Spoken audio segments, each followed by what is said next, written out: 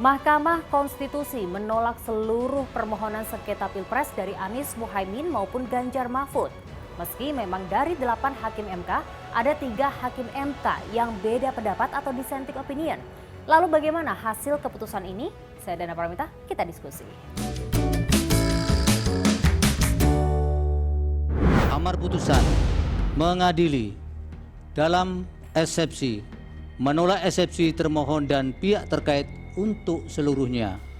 Dalam pokok permohonan, menolak permohonan pemohon untuk seluruhnya. Nah, itu tadi putusan untuk permohonan Anies Muhaimin. Setelahnya, giliran permohonan dari pasangan Ganjar Mahfud. Mengadili dalam eksepsi, menolak eksepsi termohon dan eksepsi pihak terkait untuk seluruhnya. Dalam pokok permohonan, menolak permohonan pemohon untuk seluruhnya.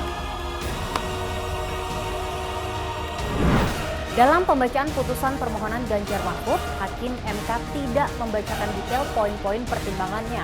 Alasannya banyak yang sama dengan poin pertimbangan di permohonan Anies Muhaimin karena masih terkait dalam satu peristiwa, yakni Pilpres 2024.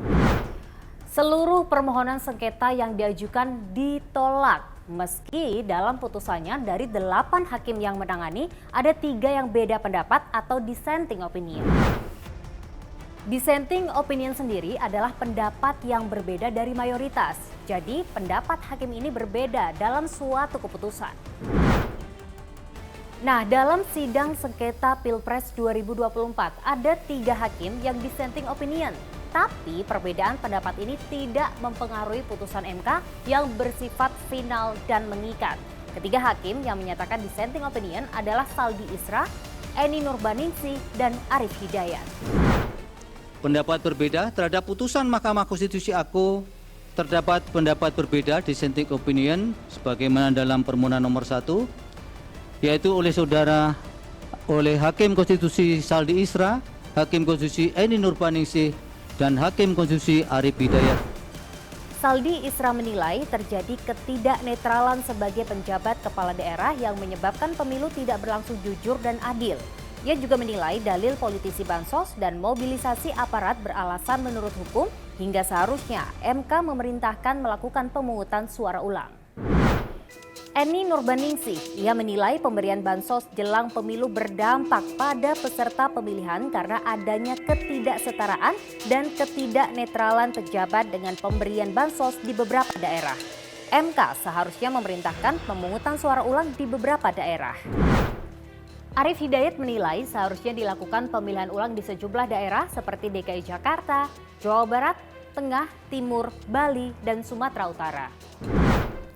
Ada beberapa gugatan yang diajukan baik oleh kubu Amin dan Ganjar, mulai dari membatalkan hasil penetapan Pilpres hingga pemungutan suara ulang karena dinilai ada kecurangan hingga nepotisme. Tapi Hakim MK punya penilaian sendiri. Kemudian pula dalil bahwa Presiden akan cawe-cawe dalam pemilu 2024 aku. Menurut Mahkamah tidak diuraikan lebih lanjut oleh pemohon seperti apa makna dan dampak cawe-cawe yang dimaksud Presiden, yang dimaksud pemohon, serta apa bukti tindakan cawe-cawe demikian. Penggunaan anggaran Perlinsos, khususnya anggaran bansos, menurut Mahkamah tidak terdapat kejanggalan atau pelanggaran peraturan sebagaimana yang didalilkan oleh pemohon karena pelaksanaan anggaran telah diatur secara jelas mulai dari perencanaan, penganggaran, pelaksanaan, dan pertanggungjawaban, termasuk pelaksanaan anggaran bansos yang disalurkan secara sekaligus, rapel, dan yang langsung disalurkan oleh Presiden dan Menteri merupakan bagian dari siklus anggaran yang telah diatur penggunaan dan pelaksanaannya. Oke, saya simpulkan dari putusan tadi ya. MK tidak menemukan bukti kuat yang menunjukkan adanya tindakan cawe-cawe yang dilakukan Presiden Joko Widodo dalam Pilpres 2024. MK juga menilai tidak ada relevansi antara penyaluran bansos terhadap kenaikan suara Prabowo Gibran di Pilpres 2024. Pencalonan Gibran Rakabuming Raka sebagai cawapres pun dianggap hakim sah. Lalu apa tanggapan kedua paslon kompetitor Prabowo Gibran soal putusan Hakim MK ini? Terkait dengan putusan tadi dan beri kami waktu untuk menyiapkan beberapa butir-butir yang nantinya akan menjadi respon kami atas keputusan tadi. Saya dan Pak Mahfud tinggal hari ini saja akhir dari sebuah perjalanan. Maka apapun keputusannya kami sepakat dari awal untuk mengamankan itu. Dan tentu kami mengucapkan selamat bekerja untuk Nah, ini yang digugat paslon nomor urut 2 Prabowo Gibran. Apa tanggapannya soal putusan sengketa Pilpres 2024 yang menolak seluruh permohonan penggugatnya? Tapi kalau ini melihat hasil seperti ini memang sudah diprediksi sebelumnya atau bagaimana? Ya enggak lah, hasil putusan MK kok diprediksi. Rencana untuk merangkul 0103 akan segera direalisasikan. Untuk itu keputusannya di Pak Prabowo. Ya. Sekarang kan semuanya menunggu arahannya Pak Prabowo. Oke, nanti akan kami update nanti. Semoga dalam waktu dekat ada Ada apa mas? Ada apa mas? Ada apa mas? Penasaran Mas, kalau kecurangan seru kalau di-spill sekarang. Nanti hasilnya. Sudah berhubungan komunikasi sama Pak Prabowo mas terkait hasil MK ini? Wes ya. Bagaimana masalahnya mas? Mungkin kalau Mas, tudingan kecurangan juga tidak terbukti sama pencalonan juga tidak dipermasalahkan. Sekali lagi biar warga yang menilainya. Kami berbincang dengan pengamat politik terkait penolakan MK dalam sidang sengketa Pilpres 2024. Begini katanya. Ya ini sesuai dengan fakta-fakta persidangan. Sudah saya katakan bahwa analisa saya jauh-jauh hari mengatakan bahwa selama persidangan yang kita saksikan bersama itu tidak cukup kuat bukti-bukti untuk sebagai argumen untuk memenangkan sidang di MK. Semuanya harus terima.